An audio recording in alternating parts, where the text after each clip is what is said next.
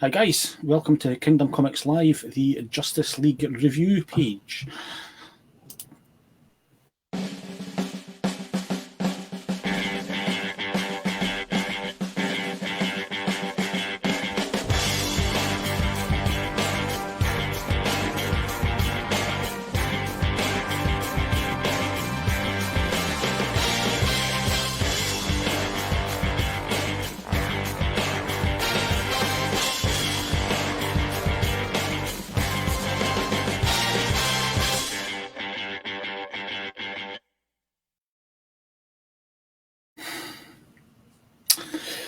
Hello again, and without any further ado, I'm going to bring in my co-hosts and cohorts for the evening, Mr. John Bruce and Mr. Mark Duncan. Hi guys. Hello. Splendid, Marthrig. So, Justice League, the Snyder Cut is what we're here to talk about. You've both seen it. We haven't talked about it. We haven't discussed it in any way beyond generalisations, I liked it sort of thing. Let's start by, was it what you expected? Was it what you were hoping for? Which isn't necessarily the same thing. Yes, it was. Yeah, it was what I was hoping for. Now, should we mention there's going to be spoilers in this before we go any further? Many spoilers. If you haven't seen the movie, we're going to discuss it at length. So, if you've either got no plans to see the movie or if you've already seen it, that's fine. If you want to avoid the spoilers, maybe wait. It'll be up on YouTube. Yeah, we're going to get into the guts tomorrow, but we're going to get into the guts of it. Yeah. If you're here, give us a like, give us a comment, say hello. So yeah, John, as you were saying. Yeah, no, it's what I expected. It's the film we were promised from all the original Comic-Con footage, the original trailers that we saw. It's the film that we were promised, and it does tie in visually and thematically to Man of Steel and Batman vs Superman more than the 2017 cinema version ever did. So yeah. I think you've nailed it there with that one word. It's thematic. What Joss Whedon did it to it was just completely different from everything Zach Snyders had done in establishing the universe previously. Hi Andy.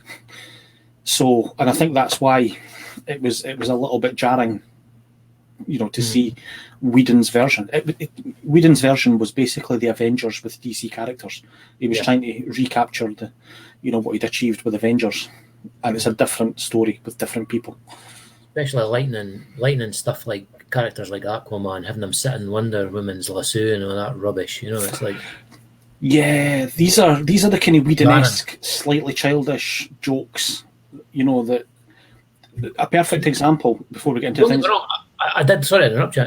I did like the theatrical cut when I saw it. I didn't think it was great, but it wasn't bad. People like us, it's a given that we're going to love seeing Justice League on screen. I saw it in Texas when it first came out in one of these stupid move-around seats, and I had to turn that right down as soon as Batman came on. But I did enjoy it. It's just there was you guys were the same. I think we've discussed it a wee bit before, but the wee jarring things that take you out of that sort of. There was wee moments. There was dramaticness. He was to say that there was a moment, for instance, where the Flash rescued Wonder Woman, and ended up lying on top of her with his head between her breasts. Yeah. And it was basically lifted from. He did exactly the same joke and exactly the same scene in Age of Ultron, only with Bruce Banner and Natasha Romanoff when he jumped over the bar when Ultron was singing in. It was exactly the same joke, exactly the same thing. Childish, but I suppose it works more thematically in that series because obviously Banner and Romanoff have a thing. It's still sad. Yeah, in that thing. But I mean, I don't mind humour if it's done well, fits with the characters. It's absolutely fine. There's a certain amount of grim humour with Batman, even in this. I don't mind that. I think, like I say, it just wasn't serious enough. Like Superman had died, they were maybe trying to bring him back to Earth, to life. Everybody on Earth is going to die if they didn't, stop stop him. And just the wee quippy one-liners and things like this didn't feel like they settled in with the movie for me. Yeah, but that's that's just one part of it. As to what John was saying about what I thought about when I watched the Snyder Cut. I mean, I got up on the day it was on Sky. I've got Now TV. I just thought, right, here we go.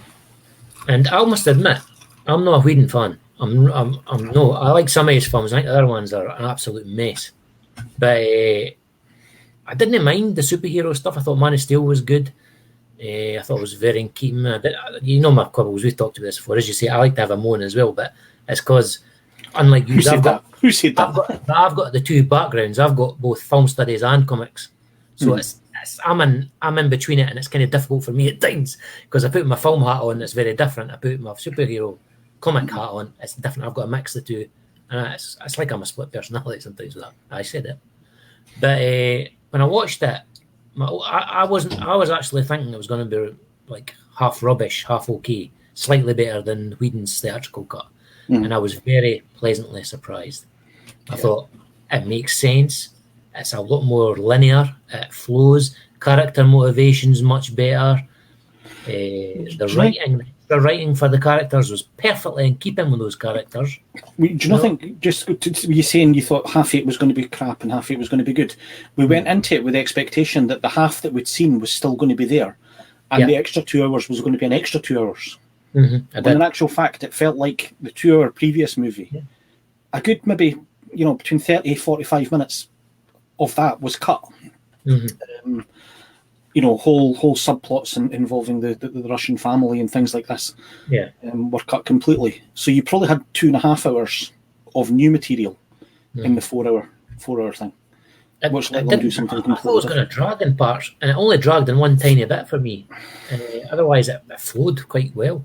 I did not notice the 4 hours. First time I watched it, I didn't notice the 4 hours at all. I still think he could have had Snyder could have had a great theatrical cut if he cut even 35 to 40 minutes out of that. I think we'd have had still a good thematic stuff that he'd aiming for. But when you're streaming, John, you worked in cinemas, so you'll be aware of this. You wouldn't get away with a 4 hour movie in the cinema. You have to cut it to, even 3 hours is a push for a cinema. There. Yeah. Absolute nonsense. I don't. You get long stuff in there. Just put an intermission in. The stuff that's been 3 and 4 hours, like Godfather, things like that. What was Endgame? Was that no 3 and a bit hours? Endgame was 3 hours, I believe. So if they could do that, you could do 3 hours 20 probably quite easily, because they're going to get a tied-in audience to it anyway. I think again, you get that occasionally for an Endgame, which they knew hundreds of thousands of people were going to watch. Not just in superhero films. No, but in general, like cinemas will only want to have a 4 hour movie because it cuts down the number of showings they can have and the amount of potential money they can have. The business side of it, yes, but at the same time, it depends on the film. It depends on what they want to do with the film and what the studios want to do with the film. Yes, they all want to make money, but you still get longer films. It's a more thing to the 21st century that films are getting longer again. But but that's because they're moving towards streaming. They're moving towards streaming. You get a theatrical cut, and then you get a director's cut on Blu-ray or whatever like that. So you get the long. Point in example, when we were kids, the average film lasted maybe just over an hour and a half, right? Now it's averaging out at 2 hours 10 minutes or so. So they're getting longer. Yes, people have got a much. We're getting away from the thingy here a wee bit, but people have got they want a much more sophisticated story. You wouldn't get away with the 80s movie. A lot of the 80s movies that we watched wouldn't be as high profile now. You still get action movies like 48 Hours or Beverly Hills Cop and things like this, but they wouldn't be box office smashes anymore. They would be straight to DVD sort of style. People want a much more sophisticated storytelling these days. People are used to much more sophisticated storytelling. I'd say there's a more clear division between what is known as your blockbuster, like mainstream sort of stuff, and your art house stuff. Certain cinemas will run certain art house films, like your Cineworld and your wee independents, like you get in some of the cities, and your Odeons and your View and places like that. They're more likely to show your more blockbustery type films. Popcorn movies, Yeah. But again, we're kind of getting away from this point here. It's no cinema in general. We're here to dissect. You're very specific tonight. Oh yeah. It's one movie we're here to dissect. So take these one at a time. What was your favourite bit? What was your favourite change, John? What did you like most about the new one that wasn't in the previous one? Black costume Superman has to be black costume. Black costume. Lovely. We got rid of the there we go. We got rid of the horrendously it was kind of turquoise, wasn't it? In Justice League, we went away from the dark blue from Man of Steel and Batman vs Superman. It was literally almost turquoise. Wasn't it? Was that to do with the fact that they were in this sort of red area, the red that was surrounding them? No, against the blue was turning it into that. I think it was the filter, because Whedon's theatrical cut definitely had, as John was saying, more of a definite tone to it. It was more marvelly, and the standard, your colours stood out a lot more. Yeah, and the Snyder put his, like, Man of Steel was through a cipher. If you see them on set, the suit was much bluer than it eventually appeared on in Man of Steel. In the thing, they put it through something to make it look darker. The filter, just a digital tone he was going for. Yeah. So so the black suit, definitely. Because I'm not. Sorry, John, you go. No, it's good to see the black suit, because obviously that harkens back to the whole Death of Superman comic book as well that came out back in the 90s. He came back with the black suit as well, and everyone wanted to see the black suit. Let's get it right. The Kryptonian rescue recovery suit. Sorry, yeah, the Kryptonian recovery suit. Yeah, sorry, yeah. Was he dead? And it was teased, and it never happened. In the comics that suit absorbed more solar radiation, so it helped him recover. Yeah, because when he came back in the comics, he wasn't near as powerful. He wasn't. He'd lost most of his power, and eventually the Eradicator, in the comics, the Eradicator sacrificed himself and gave all the power that he had stored to restore Superman to exactly what he was. Right, and that was the big era of mullet Superman. I remember that was mullet Superman. Snyder wanted Cavill to grow a mullet, have a mullet and a beard. And a beard, just to look like the direct from the character from the Return of Superman. I can see why they didn't go there. But he's a good-looking fella. You don't want to hide it all, No. Well, they had him with the beard in Man of Steel anyway. So I also liked the black suit. I would have liked to have seen it with the silver S. Yeah. Rather than the black S. That would have been the pièce de résistance, the cherry on it. But it was nice, the black suit. Really nice. Yeah, it was. Yeah. So, and that was your favourite. Mark, what was your favourite new takeaway from it? I did like seeing Granny Goodness alongside Darkseid. Even though I like that. Even though she was never named. Didn't do much. So if you're not a fan it was Granny Goodness, obviously. She was. It is her, yeah, obviously. Well, if they're talking about the new bits, that and seeing John Jones, that was just lovely. Yeah. Lovely. Oh. That's another one. That for me was one of the, because I hadn't read much about it. So for me, that was one of the what the hell moments that I wasn't expecting. Nice surprise, coming. Yeah, I'd heard that the character from Man of Steel was going to be, he was supposed to be secretly John Jones, but I wasn't aware that they were doing anything with that. Which obviously now they're not going to do anything with it because it doesn't look like we're going to get any more. Which is rubbish. Snyderverse ones. Yeah, unless there's enough an outcry now that people want it back. But I'll be nice if that happened. I mean, it was the fans, us the fans that got this made, let's be honest. Yeah, it was. But I mean, this Batman that's coming out with Pattinson, I'm not sure. I'm not sure at all. Again, we're getting away from it here, mate. I'm going to stop you whenever you start wandering down a tangent because I'm not wandering. I'll be doing this every single week. I'll be doing every single week, and you'll be back on my show, absolutely no doubt. And we'll talk about Robert Pattinson's Batman when the time is right. But I'm going to stop you there. Just saying, I mean, as you're saying, what tangents could come from Snyder's cut? If that was the idealized thing, it would be nice to see another Batman. The last 15 minutes. Obviously was all about setting up the two proposed sequels, which it does look like now that we are going to get to see in comic form, possibly. Comics. His stories and his scripts are there, and they're talking about adapting the 2 films that he was going to do into comics. With the right so that we get creator. the trilogy. Could be nice. Well, they're working off Snyder's scripts, and it'll be an Elseworld sort of thing. So yeah, that could absolutely work. The tease, there was enough tease there. The original tease at the end with Deathstroke hunting down Batman. Well, I like that as well. That was nice. I felt like that would have been, most of season 2 would have been Batman and Harley Quinn and the Joker, culminating at the end with Darkseid arriving on Earth and destroying everything. What did the 2 of you think of the realization of Darkseid? I thought he was excellent. Yeah, I think a lot of people are saying it's just a rip off Thanos. No, but obviously, 1970, Thanos 1973. Yeah, I understand that as well, and also this movie. If you think about it, this movie came out before. It should have come out before either Avengers Endgame or Avengers Infinity War, and had it done so, people would have been like, they've made that character an awful lot like Darkseid. In the comics. So sorry. They did in the comics. Thanos is a direct rip-off of Darkseid. Even some of the creators have admitted it, in interviews. Yeah, you've got so many characters like that. Mongol. Is it Mongol?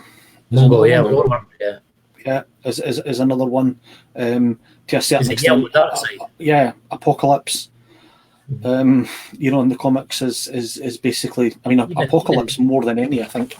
Even Doomsday himself, the death of Superman, he's kind of like a rip-off, like an amalgamation of some of those characters. Just a super Krypton kind of looks like them a wee bit. Oh my God, Andrew's disappeared. Am I not still here? We're in the Phantom Zone for a second there, Andrew. Sorry, pal. I thinged down there because I was using the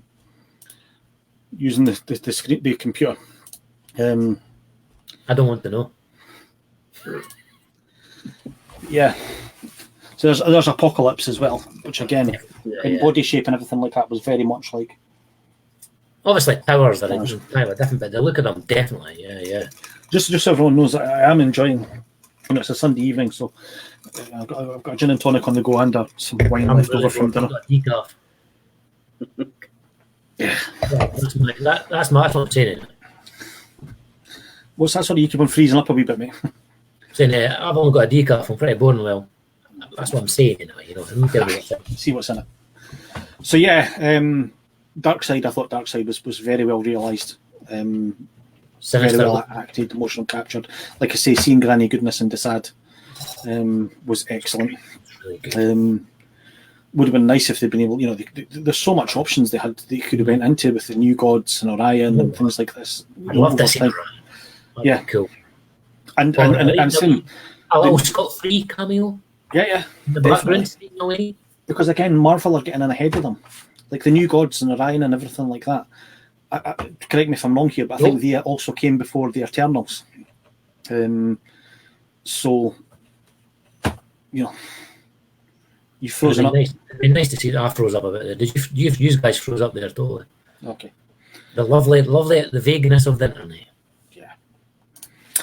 So, what do we, again, these are the sort of things that I was wanting to chat about. What do you feel the differences between the 2 filmmakers? I know you said, John, that you're not a massive fan of Whedon's. I'm actually, I look at Firefly, I look at Buffy, I look at Angel, even Dollhouse to a certain extent. So I've been a massive fan of Joss Whedon's for a very, very long time. No, I'm a fan. It was Mark that said he wasn't a big fan of Joss Whedon. Oh, sorry, I beg your pardon. It was Mark that said he wasn't a big fan. No, Snyder. No. I like Joss Whedon. Cabin in the Woods, fantastic movie. But Cabin in the Woods is a great movie. Yeah. Unfortunately, I think maybe they just tapped the wrong guy to come in to try and finish off, reshoot this movie and make a weird amalgam kind of Frankenstein of a movie. It was very strange. Yeah. Definitely. They were obviously trying to put the Marvel model to the DC movie, and why would want to try and make a 2-hour Justice League movie when obviously we had Man of Steel, which was over 2 hours. We had Batman versus Superman, which clocked in at 2.5 hours. Director's cut's nearly 3 hours. Yeah. So then they're like, right, okay, And we want a 2 hour Justice League movie, and it literally was 2 hours, including the credits. I think the credits clocked in at 1 hour 48 or something like that. So it was a bad movie all round. Yeah, I think part of their problem, as Derek Martin saying, Snyder's visual style is a little better. I'd agree. Yeah, I would agree. Like I say, I'm a massive fan of Watchmen as well. So, yeah, definitely. I have issues with Watchmen. I know you do, but again, that's going to be something we can discuss on another day. I think you derailed me there. What was I got to say? Yeah, I think part of the problem with Justice League, we're doing this as a 2 hour movie and a thing-a-lit movie. When Marvel did it, they had given at least one, and in many cases 2 movies to each of the characters in there. You know, Black Widow was sort of the only one, but she'd appeared in multiple movies. This movie was before Wonder Woman came out, before Aquaman came out. So of the 6 Justice League characters, you're having to introduce 4 of them in the movie. Wonder Woman had appeared in Batman v Superman. But yeah, you're having to introduce Cyborg and the Flash and Aquaman just in this movie. Have you care about them before they go in for the third act scene? And I think that was, that was extraordinarily difficult to do.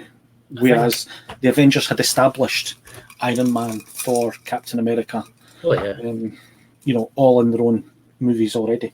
So you were only, you'd already established one, Black Widow, and the Hulk as well was established in a couple of movies. So Hawkeye was really the only one. Oh, Hawkeye. The only thing I would say, one thing I would definitely say was one of the bigger plus points. I mean, writing this when I was watching the Snyder Cut was the redemption of the character Cyborg. It was just so much better. Ray Fisher just had so much more to do there, Yeah. And it makes the plot so much clearer, and the motivations behind Cyborg.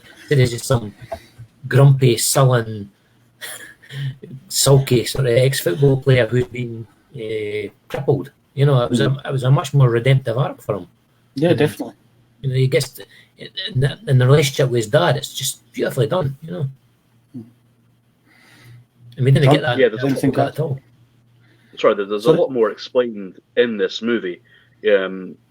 Primarily, because he had 4 hours to do it. But the mother box is waking up right after Superman died because they knew he wasn't a threat anymore. That's explained. That's not explained in the 2017 cut. So there's just a lot of little things. Just you add a minute back in here and there, would have made it a much better viewing experience, I reckon. But yeah, the 4 hour cut was it was made for streaming. There's no way you could have done a 2.5 hour cut of that film. Fair enough. Yeah, there's a lot you could trim down.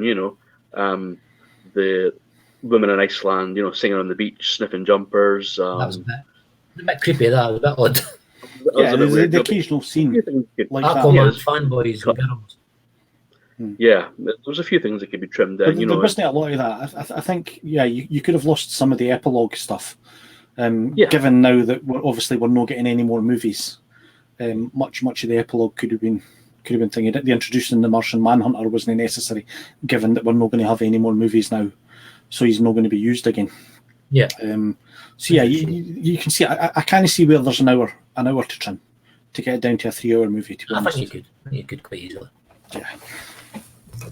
But I've actually done some editing when I was younger. I've studied big filmmakers who were editors, like David Lean, went from editing to directing. And it is possible that, as we've just seen with the Snyder Cut, the difference in those two films is through editing. Snyder already had the raw footage for a lot of that there, and he just edited it back to what he wanted. Whereas Whedon basically took out everything to do thematically with what Snyder was wanting to get across, and now we know the difference. He famously was responsible for cutting out much of Ray Fisher's Cyborg storyline. And Andy's saying that it's good to actually give Cyborg a storyline as opposed to him just being there. Now we know why though. It came out. Yeah, but it's come back to bite him on the bum because Ray Fisher was the first actor to turn around and go, "What? No, you're not getting to treat me like this. You're a horrible person. Have you been doing this before?" He did it first, but then all of a sudden all the Buffy people are coming out and going, You know, he was a wee bit like that with me, and then writers that are on staff are talking about how he likes to make writers cry and likes to make people cry on set and things like this. So, yeah, I think he chose the wrong person to tussle with there. I think Ray Fisher had his revenge. He's having the last word, definitely. Like you, Andy, I was a massive Whedon fan. I still like the work. I like to separate the artist from the work, obviously. But it's just sad. It's a sad thing. You know, why should anybody have to do that? It's Derek saying maybe we'll see more multiverse stuff as Ezra Miller's Flash has appeared on TV. Yeah, I mean, obviously they're putting out movies now like The Joker and The Batman, which are completely disconnected from this one. Yeah. And they're doing another Aquaman movie, probably another Wonder Woman. I'd be very surprised if they don't. And a Flash movie is coming.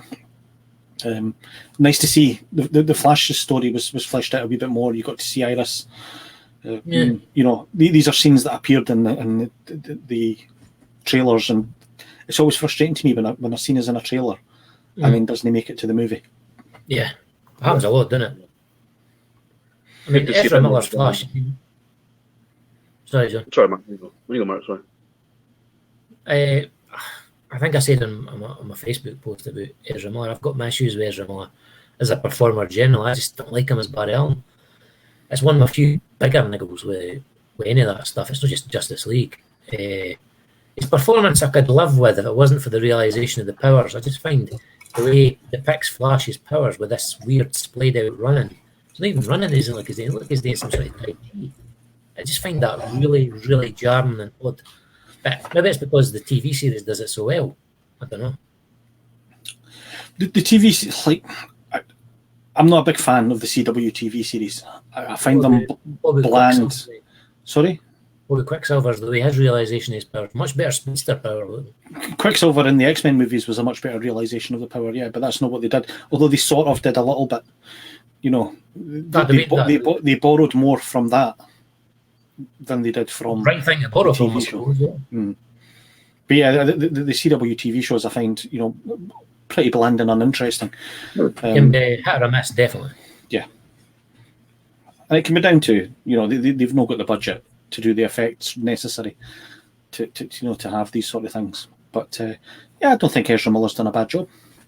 I've not seen him in much to dislike him. I've only seen him in this, and I think one of the not seen the Stand Fantastic the new Beasts. I have Ezra Miller in that. Is Trash Can Man.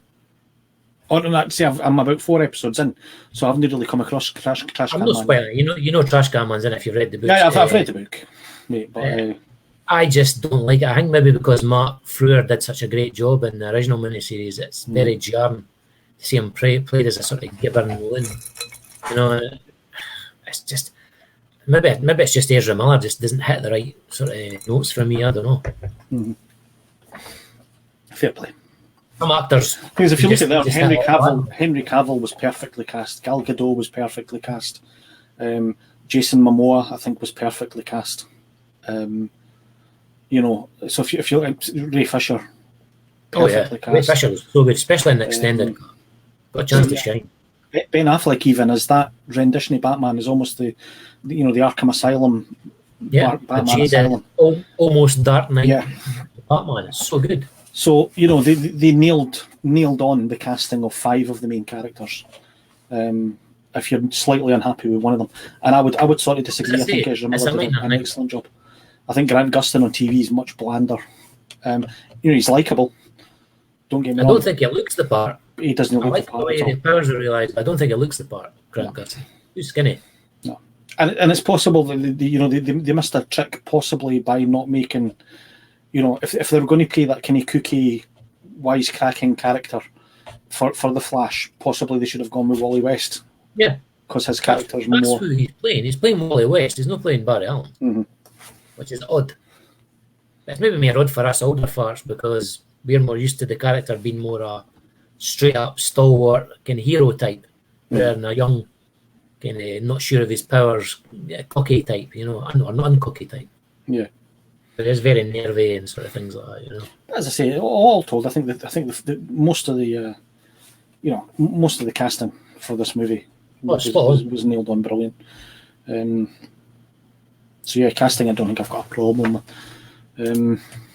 As I say, I'd just like to that. see more, That's the only thing. Personally. I'd like to see Yeah, more sure. Jeremy Irons. Jeremy Irons as Alfred. I'd like to see him Oh, he more. was good. Yeah, it's really, really funny. Yeah, I think that if we'd ever gotten that Batman movie, that Ben Affleck was at the time, Ben Affleck was supposed to be making a Batman movie and was singing a movie before it was passed off to, I'm going to say, is it Matt Reeves? Matt Reeves, Who's yeah, doing yeah. It was Yeah. meant to be Batman versus Deathstroke, yeah. Yeah. Directed by Ben Affleck. So, but yeah, unfortunately, no. But unfortunately, Doesn't have to we're never going to get to see that rendition of it either. So, so many storylines. But like I say, I do hope we'll get to see them in the comic world. Well, the thing is, the actors came back to film that nightmare sequence. That was the additional footage that was filmed for the movie. So Ben Affleck came back, all the other actors came back to refilm those. So not even to refilm, to actually film those scenes, because they weren't actually originally in the film. So that was good. And apparently Ben Affleck's going to be, he's rumoured to be in the Flashpoint movie as well. So he's clearly up for coming back. So whether or not he wants to physically direct it, I don't know. But he seems to be up for coming back. I'd love that. Yeah, that'd be awesome. I wonder if Amber Heard put in any of their beds. That's Jamie saying he found himself missing Flash's intro in the Batcave. That's right, in the original version he jumped into the Batmobile, didn't he? Yeah. Yeah. True. Again, yeah, I think most of the light-hearted moments that were left in this movie came from the Flash. So let's talk about, not the ending, but the sort of the Act 3 ending, if you will, where Flash comes in and saves the day. If I could turn back time, sort of still. It was good. It was very Superman the movie. I thought it was very, it was right. Let's just turn back time. At least he didn't turn the world around way. No, it was a bit of a ASX machina, wasn't it? Yeah, no. He did. It was much better to involve the Flash. Like I felt like in the Whedon version, he was almost a sideline player going out and saving thingies, whereas this time he was integral to. They all had something to do with taking down. I think that's one of the things I wrote in my feed. Yeah, everyone was integral. Everyone had something to do in the final battle. The Flash's job was to do this. Batman had to do this. This film, they're a team. Yeah. And you didn't have this stupid cop out where, as soon as Steppenwolf started to feel scared. Yeah. His own parademons turned on him and stuff like this. This one unashamedly had Superman beating his ass and Wonder Woman cutting his head off. Yeah. Which, it was brutal, but so good. Andy saying his monologue was very jarring for me. I'm assuming he's talking about the Flash's monologue when he was getting ready to get there, talking about his father and things like that. Was it bad? It was all right. It was doable and not a... Yeah. The only thing I didn't like Wonder Woman being a total Amazon was obviously what she is. Was her killing the terrorists at the beginning. I didn't like that. Let's talk about how much I knew from that scene that this was going to be a better movie. The action sequence, the first action sequence when she went in there and started kicking these guys about into the into the walls and things like that. And let's not forget, this guy had just tried to gun down a group of school kids and stuff like this. But they're superheroes. Diana has always had that kind of harder edge. In the comics, she's always been willing to go slightly further. If you go beyond the original 1940s or something like that, even up to today, is she not the one who snapped Maxwell Lord's neck? And she did. I don't think she's got history in the comics of being able to make that hard choice and do that sort of thing. I don't think it works. But excuse me, you never expect your heroes to. It's a minor moment in a very good film. Mm-hmm. But what I'm saying is, it didn't go against character of Batwoman, of Wonder Woman as she's established in the comics. I disagree, but we'll have to keep that because we could go into a long debate on about the way. I'm not talking about the 1940s style, or I'm not talking about comics code Wonder Woman. I'm talking about the core of the character as is throughout. No, I'm not talking. You're talking about comics code when they weren't able to do anything. I'm not even talking about comics. I'm talking right through from the beginning to now. I think if you'll find many instances where Diana has went. I'm just telling you the one I like better is the one where she doesn't succumb to base sort of stuff like that, which is supposed to be what an Amazon and a hero is supposed to do. Same with Superman. Superman, his clothes never killed if he can help it. Yeah, but in Batman, who was dark at the start with, who started with a gun, they changed that probably for the better with it, to make him a boar guns. But he does use them in this, and he uses them to kill sometimes. But again, it was a minor sort of takeaway from that. But it's a slightly annoying, but it's not a slight thing. I'm going to interrupt us for just a second there, and I'm going to ask a question. As I said, I sort of announced that there was going to be a prize this week for all you watchers. And it is 3 copies of Justice League 59. Nice. And they're the 3 covers of, the 3 variant covers for Zack Snyder's Justice League. And this will go out to the first person that gives me the correct answer here in the comments if they can get it before the thing ends. And the question is this: can you name 6 actors who have been in a major Marvel or DC movie and who have also played either Sherlock Holmes or John Watson on screen? So I'm looking for 6 actors who've played Sherlock Holmes or John Watson and have also been characters in a major Marvel or DC movie. There you go. Let's see who can get up there first. Right, we're all back. Let's see if anybody fancies that one. What things did I say we were going to?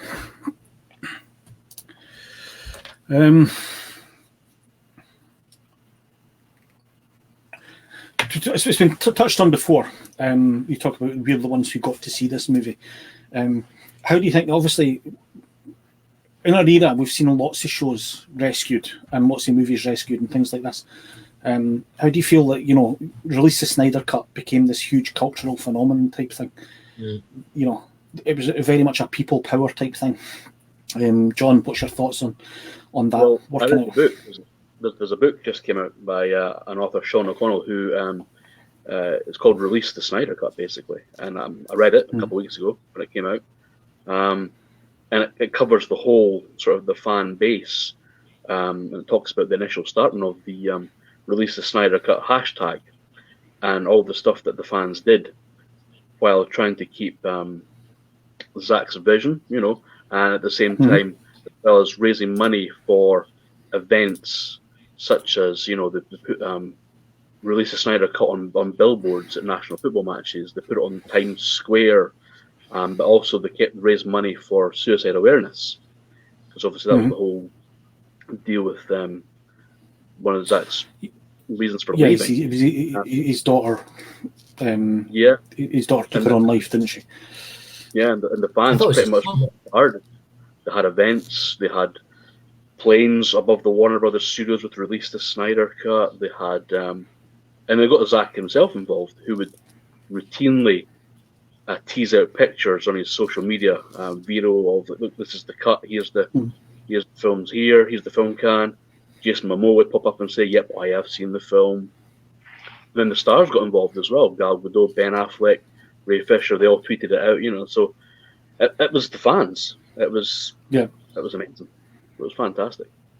And obviously the studio obviously realized, well, we've got this HBO Max thing coming out. What do we have we can put on that? Oh, I know, Justice League. Well, they needed something to launch it, given that they've not had, for a year, they've not been able to make as many movies or TV shows or whatever like that as they had. So, yeah, it seemed like it was an ideal opportunity.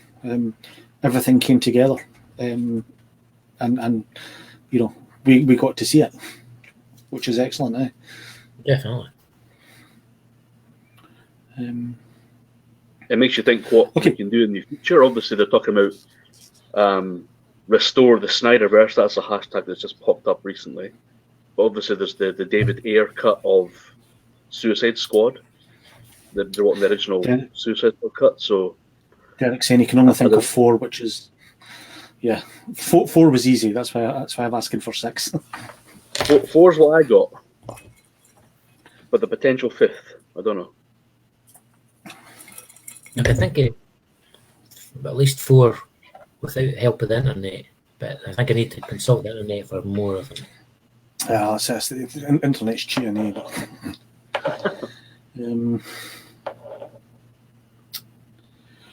So yeah, that covers what. Again, part of the things that I want to talk about was why Snyder left the original film in the first place. Obviously, he had a tragedy in his personal life, and didn't feel didn't feel able to go on with it. The decision to bring Joss Whedon in, I think, was fully based on money. Batman v Superman hadn't made.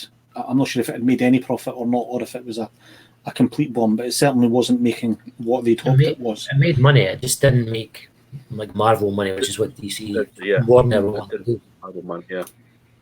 This is a thing that you find in movies now, that if a movie costs $100 million to make, which is common, and only makes $150 million back, it's considered a flop.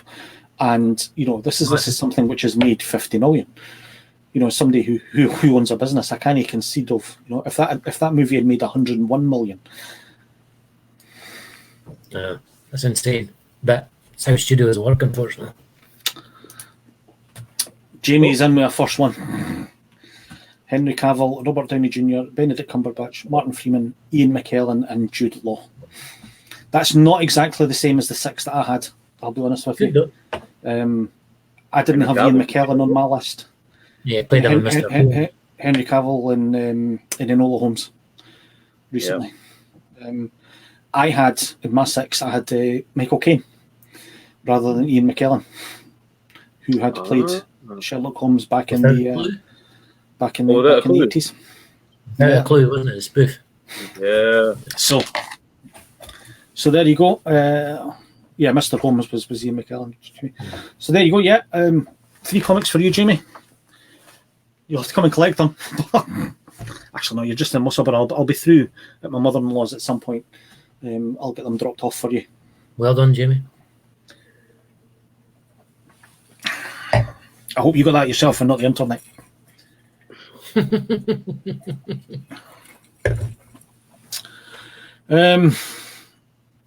So they brought in Joss Whedon, and he made changes to try and make it into more of an Avenger movie. Jamie saying that means Ben Kingsley counts too. Yes, because he played the Watson character to Michael Caine's Sherlock, didn't he? And he was sort of the Mandarin. Yay! So we've talked about it, and roundabouts about it now. John, give me what did you think and how would you rate it out of 10? I gave it 9 out of 10. I thought it was great. It wasn't perfect, but I thought it was really, really good. Zack Snyder way too fond of the slow motion shot. It was like I said about the very first cut of Batman vs Superman that I saw at the cinema. It was too long, but it wasn't long enough because of all the slow mo. And then obviously with the director's cut, which was much better. I thought it was really good. But 9 out of 10 wasn't perfect. There's a couple of things I could have done without, but for the most part, cool. Really enjoyed it. Mark, probably about the same, about 9 out of 10. It wasn't perfect, but it was a lot better than the theatrical cut. So, now, as I say, my niggles with it were purely cosmetic. It was a good, solid film. I didn't feel like 4 hours had passed for sure. There was only one point, as I said, I thought I dragged a wee bit, and some minor niggles. Cool. Yeah, I think I was there. I think I said on the day, I think I was swithering between 8 and 9 out of 10. Part of that was down to the disappointment that we're not going to get to see any more from it. So many storylines and plot lines were set up for future movies in this movie, and the realization now that we're not going to get to see any of them is frustrating. Yeah. Although as I've said a couple of times now, hopefully we'll see them in the comic version. Nice to Which see mean we they- finished it, yeah. Yeah, they probably have to do this one as a short comic, maybe a 4 or 6 issue run for this movie to start it, and then I could get the whole lot the Zack Snyder version. Just on the note of Darkseid, do you remember on Smallville they had Darkseid Yes. as a sort of background villain? I can't remember correctly. I've not had a chance to look it up. Do you guys remember what he looked like in it? It was not kind of just smoky and distinct. Yeah, they had. I mean, Desad was more of the He was villain more- character in the season because he was the sort of flesh. But yeah, they think Smallville did that a couple of times. They did it with a sort of version of Doomsday as well. That wasn't quite Doomsday. Oh, it was Sam Witwer, wasn't it? Sam Witwer, yeah. As Derek saying, he wasn't keen on the 4.3 aspect, but soon forgot about it. I had to check that I wasn't watching it wrong, or I didn't think of my thing. That's because of IMAX ratio. Yeah, IMAX ratio is 1.33 to 1, which is as close to 4:3. It makes no odds. I don't think I found it as jarring as many people did because of my age. When I was Yeah. growing up, the TV in my front room was a 4:3, and that was everything that I watched was 4:3 for the first 20 plus years of my life. I think it bugged me when it first came up, but then the story kicked off. And just got drawn in, so it was fine. And much the same reasons as you. I grew up with the old school TV because I'm older than both of you, and I remember everything from up until By several years, I think. I was almost swore there, but I'm not going to. Yeah, I don't you mind could the be my 4x3. dad. Jeez, I don't mind the 4x3 at all. No, it was quite good. Apparently, there's a black and white version. Much the same as Logan. There's a black and white version, but it's basically I worked with Logan. I could adjust my TV and watch it in black and white. I don't see the point of that does smack of passion. Did you say? Cash in money. No, I think that smacks of a director. Just being a bit arsey. Yeah. And self-indulgent and stuff like this when they start doing their black and white cut. I think Logan, because it was a film noir style, was maybe would have suited that. Although I watched the colour version. More spaghetti western, I'd say. Possibly, yeah. But possibly, definitely. I think the style they were going for was a kind of the spaghetti westerns. The spaghetti westerns were kind of based on the Kurosawa ones from back in the day. Yes and no. Those are based on the Kurosawa. The Kurosawa was based on John Ford because he was homaging John Ford. Okay. Anyway, you just have to take my word for it. Look it up. It's true. You almost lost me there. Yeah. So it worked for that, but I don't think it would work for Justice League. I don't see the point of a black and white cut for this movie. I don't think it would be necessary. I think it would be indulgent. Totally agree. Be interesting if they go for a Blu-ray, which has the 6-hour edition. That's what I'm looking forward to. The director's cut. Aquaman on the You toilet. have all the Joss Whedon stuff back in as well. Oh my god! That'd be a total schizoid film, eh? Yeah. I actually want to see it now just because of that. It'd be so screwed up. Jamie's saying he's interested in the chrome version of Mad Max Fury Road. I haven't heard about this. I'm assuming that's a black and white version of that movie that they're talking about. Again, pretty needless, I thought. Looks nice. I mean, a decent movie. Nice they should just leave it alone. Yeah, it's just, as you say, directors, as you're saying, Andy, directors pissed about trying to, get more life out of the old dog. Yeah, I think it's something they can put on the Blu-ray. When you get the Blu-ray set, you can have the different editions of the movie. Studio calls. They possibly do.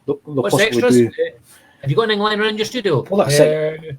Justice League now will have 2 different versions by 2 different directors. So you can watch them side by side almost. They possibly even do them as side by side comparisons, where they'll show you where things drop in and out. I know they can do that, and that would be great. And if they've got, if they got. Well, it's on YouTube, yeah, I would imagine. But see if they could do it with a director's commentary, with Zack Snyder saying, "And this is the point where Joss Whedon really fucked it up." That would be, Here's Joss. Joss hit an assistant production manager. Right, 1 out of 10, guys, please. 1 out of 10. I'm saying he hasn't seen the Joss Whedon version. Who? Zach Oh, Snyders yeah, hasn't Snyder seen it. hasn't. Yeah, no, Yeah, I think yeah. all his friends advised him not to. Really? Yeah, no, yeah. Yeah, you Right. can understand it. Yeah, I said it. You know, I was talking to a couple of guys earlier on. It's so completely tonally different. I felt like it would be, you know, it would be like, you know, imagine if Richard Attenborough had been making a movie or Martin Scorsese and he wasn't able to complete it, so they got Sacha Baron Cohen to finish it. It's just, it would be hard to imagine somebody who would do, you know, I can imagine them getting Josh Trankin to do it or something like that, and him being able to do something fairly close to Snyder's original vision. I would say that. And much as I love him, and I think a more apt comparison would be, you wouldn't get Taika Waititi to come in and do it because he makes completely different types of movies. You know, that's actually a perfect comparison. You know, if you look at Branagh's Thor, imagine if he'd shot that and then they got Taika Waititi instead to sort of redo it. How much better would that movie have been? Yeah. But tonally, they were so completely different that it's difficult to imagine why, other than money, you know, other than them desperately trying to make much money, and it backfired on them. It was a resounding flop. They thought financially, critically, an absolute mess, and killed the DC expanded universe as it was. You know, I think we're going to get, which is a shame because we're going to get a Flash movie, we're going to get more Aquaman, we're going to get more Wonder Woman. We're looking at like we're getting a rebooted Superman movie with Michael B. Jordan as Superman. Well, he's the front runner at the moment, and to be the new Superman. And that's a shame because I thought Henry Cavill was excellent as Superman. If I'm honest, I think every actor almost that's played Superman has brought something to the role. I thought, you know, I was a massive fan of Brandon Routh, even though the movie wasn't great. Brandon Routh was a great Superman. Did you see him as the Kingdom Come Superman? I did, and as Alex Ross's Superman, particularly given how much bigger he is than, you know, the current TV Superman. Tyler Hoechlin. Yeah. It was, you just watching them, you just thought to yourself, see superheroes on TV sometimes, I think, why have they done that? And Tyler Hoechlin just isn't big enough or imposing enough to be Superman. You know, he's just, I think he's not the worst I've seen. I don't know if you have seen season 1 or whatever of Doom Patrol. But the actor who plays Cyborg in Doom Patrol, I think he's about 5'7". Yeah, I think he's just. If they weren't doing a long shot, it'd be fine because he looks fine. You know, he looks the part. He looks like in the comics. But then it pans away and he's a midget. Well, they have him standing next to Brendan Fraser's Robot Man. He's huge, and he's massive. Yeah, and it's just like it's very jarring for me. And Tyler Hoechlin's character is Superman, although apparently, and I haven't seen any of it, but the new TV show is getting really, really good reviews. I've seen a couple of clips of him using his powers, and it does look, you know, they've put the money into the effects. Online as well, yeah, it looks good. Yeah. So I'll give it a go. We're getting away for the point a wee bit now, but I think we've talked about the movie enough, so we'll talk about the characters for a wee while. But a wee bit of rumour this week that they're rebooting Smallville and bringing Tom Welling and Erica Drance back out of retirement for a... Oh, really? Yeah. I was reading about this today. They don't know if it's going to be a small, like a mini-series or whatever. Because obviously they established... Erica Drance is my favourite ever, Lois Lane, I believe. She just is. Fine actress. Fine actress, many fine characteristics. Many fine attributes. But yeah, they're talking about bringing it back, possibly for a short run. I'll watch that, definitely. I like the wee cameo in the Crisis Infinite Earth stuff with Tom Welling and that. That was great. You know, well, they've just kind of established that he doesn't have powers anymore, so it would be interesting to see where they go with it. But yeah, we talked earlier on about the CW universe. If it wasn't for Smallville, I don't believe you would have the CW universe. I know. Like the You know, conduit, isn't it? Between it was, because they introduced all the same characters were there. Wally West was there. Aquaman, Aquaman was there. Green Arrow, Green Arrow was there. Wonder Girl was in it, and she's now in Supergirl. Titans. A couple of different versions of Supergirl were in it. So yeah, There's a lot of really good stuff in Smallville. A lot of really good storylines as well. Jamie's saying even better than Margot Kidder. Different. Margot Kidder as an actress and for how she played the part will always have a special place in my heart. I think we all grew up on Christopher Reeve Superman, and you know, I still believe Superman 2 is one of the finest superhero movies ever made. And Margot Kidder was Lois Lane for me for a very long time. I went and seen Superman. My gran and granddad took me to see Superman on my 8th birthday in 1978 when it came out. And that's an abiding memory for me. So she will always be my Lois Lane, like you, you know. Yeah, she was excellent. Sad she's gone. She was great, you know. And do you know what? I was going to say this as well. What Tom Welling did was Tom Welling broke the curse of Superman. You know, there was a very long time where there could only ever be one Superman. You know, you had George Reeves died before, before Chris Reeves took it over. Chris Reeves was almost killed and thingied before Brandon George Reeves died very mysterious circumstances. George Reeves did, yeah. Ben Affleck played him in a movie about his life. Yeah. Hollywoodland, yeah. But now, as I say, now we've got 4 or 5 Supermen. You know, you've got Brandon Routh, Henry Cavill, Tyler Hoechlin. As long as they don't all go on the same bus or plane trip. Sorry? Nick Cage? Nicolas Cage. Yes. I'm not counting Nicolas Cage. No, I'm willing to concede. I'm willing to concede the 2 guys who played Superboy. But Nicolas Cage was never anything more. Did you see the pictures of him in the costume? Only one actor has played both Batman and Superman. Affleck. It has to be Affleck because he was in the costume in Hollywoodland when he played George Reeves as Superman. Technically, he's not really playing Superman. He's playing an actor who's playing Superman. So unless this is a voice actor, really matter. Unless you're talking about a voice actor, well, he's saying too late. I know Nicolas Cage voiced Superman in the Teen Titans Go to the Movies movie. There you go. That's There you go. So what actor played both Superman and Spider-Man then? Me. Nick Cage. Nick Cage, but there you go. Same year. Spider-Man Noir. 2 animated movies, Nick Cage, Spider-Man, and Superman. If you haven't seen Teen Titans Go to the Movies, check it out. It's on Netflix. It's amazing. It's bonkers. I have. If you go Stars, it's a bit too kiddie for me. Yeah, the Teen Titans TV show is excellent. Anyone care to address the similarities between Whedon Snyder and Donner Lester's Superman 2 situation? Jamie's a friend of mine. We were just talking about this yesterday. To be honest, about Donner being brought in, or Lester being brought in. What was it? I was for thinking of that. Lester was brought in. Yeah. To complete. The studio took it away from Donner, basically. Yeah, I think Superman 2 was such a great movie that it didn't. I think they took it away from Richard Donner. Yeah. Superman 1 and 2 were filmed back to back.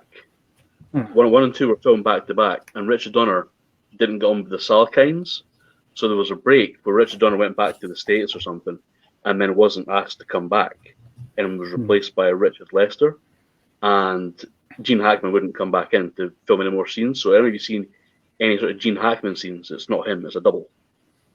Okay, so it's quite interesting to see stuff like that. Richard Lester was a fine director, but it's the circumstances that are horrible. Whenever a studio or producers do that, it's a nasty thing. And it's happened throughout film history, Yeah. I think that one worked though. I think the similarities are there. But I think Superman 2 was a resounding success as a movie. It was, they never reached any points above that. Obviously, with Donner not being involved at all in the third one. And apparently there's a rumour there was a fourth one, but obviously I'm discounting that. I believe there was only ever 3 Christopher Reeve Superman movies. In much the same way there was only 2 Godfather movies, there was only 1 Highlander movie, etc., etc. So fair enough. That's fair. Derek's saying that he thinks Troy Baker has voiced both Batman and Superman. I was right. It was Affleck. Yeah. It was Ben Affleck was the only. Ben Affleck played Reeves in Hollywoodland, donning the Superman out. As I say, he's not really playing Superman. He's playing Reeves. He's playing a man playing Superman. So, fair play. The voice stuff is always interesting because there's loads of people who've played different voices in that.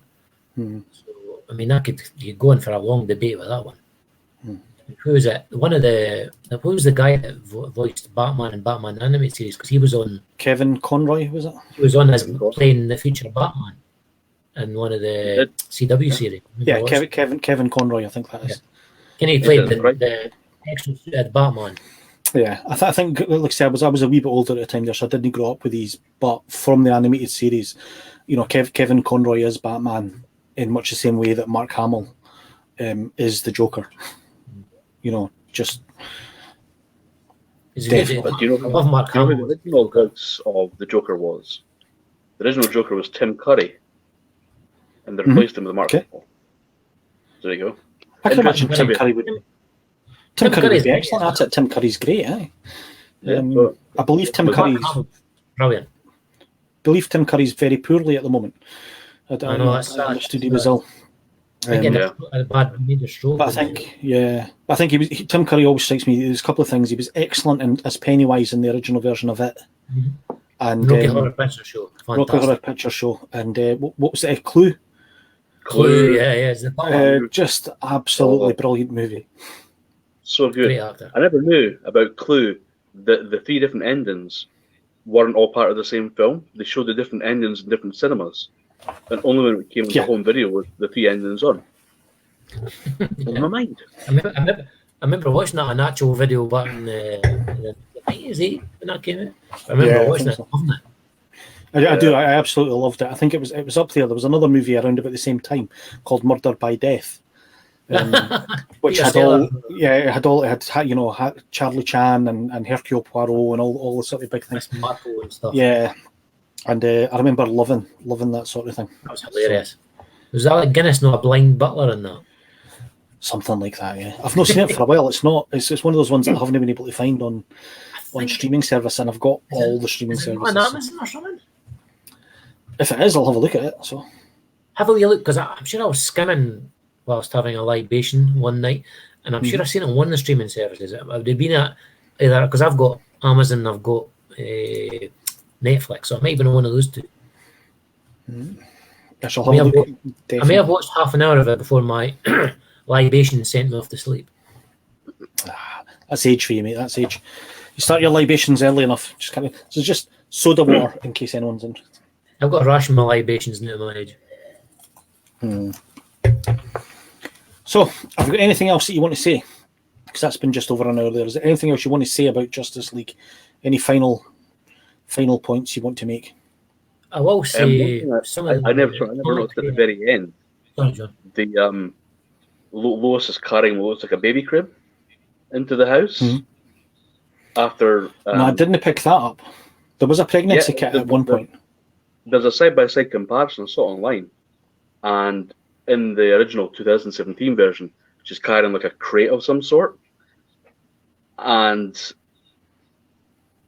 Clark asks, Batman, how Bruce Wayne, I bought the bank. He's like, yeah, I've got a problem. But in this, he goes, congratulations, by the way. After you see Lois carrying what looks like a baby cot. I'll have a look at that. Well, I was interested with that. I'll say this. Part of what, obviously, they're talking about making comics out of the Zack Snyder stories because they knew where it was going. And part of it was, at the end of the story where Superman's gone bad, and that's because Darkseid managed to kill Lois, or the Joker managed to kill Lois. I beg your pardon. Yeah.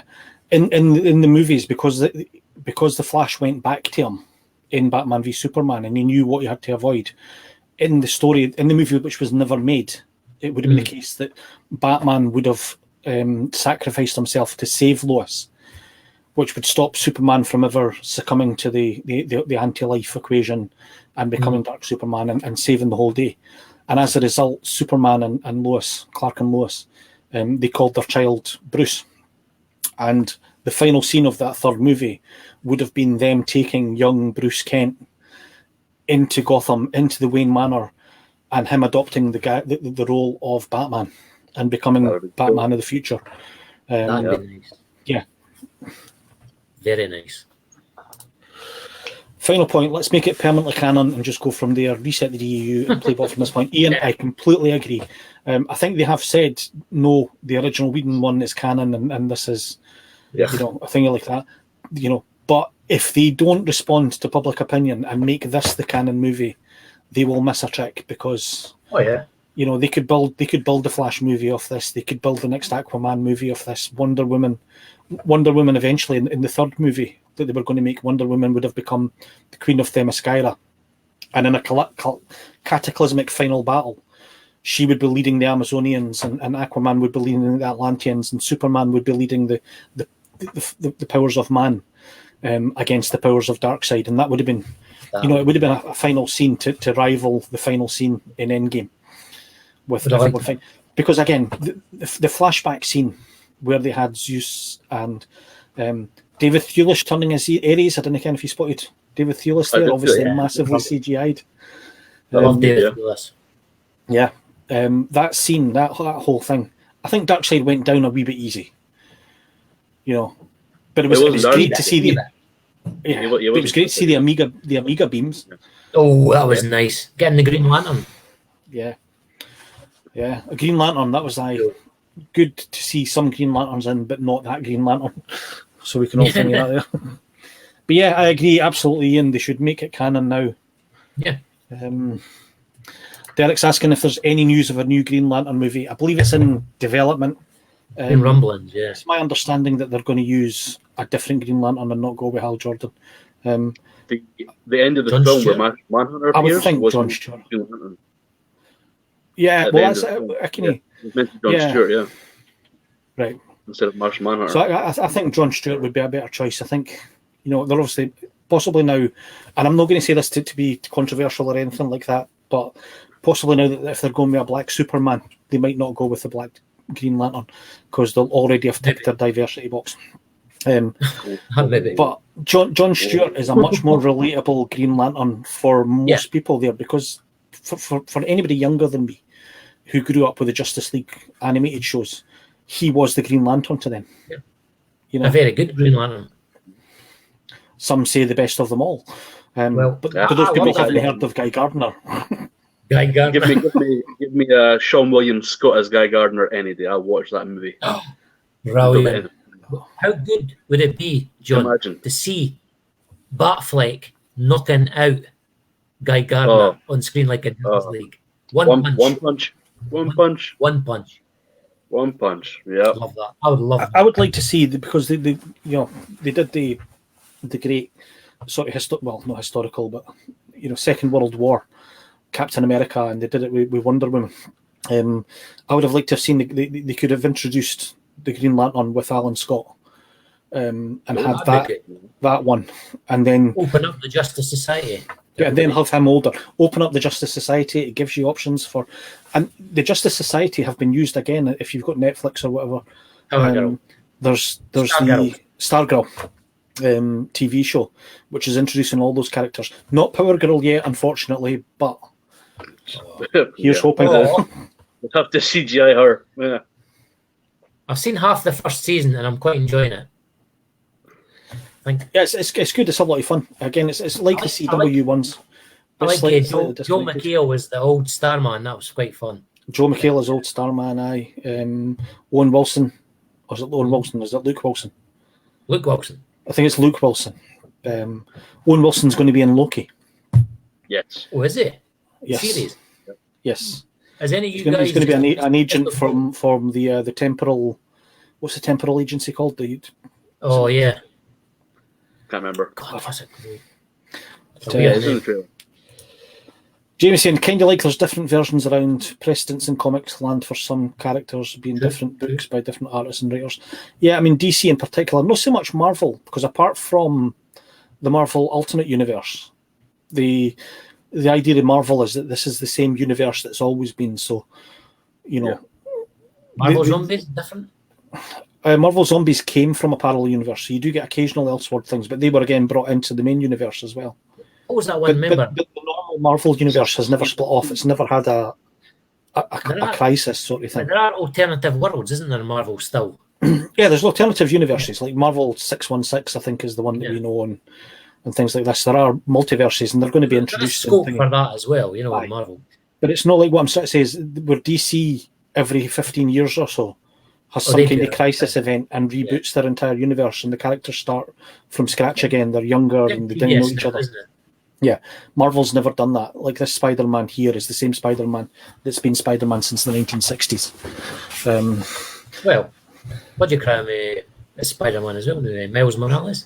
You know, for different alternate. He came from a parallel universe. He came from the Ultimate Universe, the same as Spider-Gwen and Silk. Spider-Gwen, yeah, that's it. So, yeah. Obviously, we've gone away now completely away from Justice League. So I feel like that seems like a good enough time to wrap it up.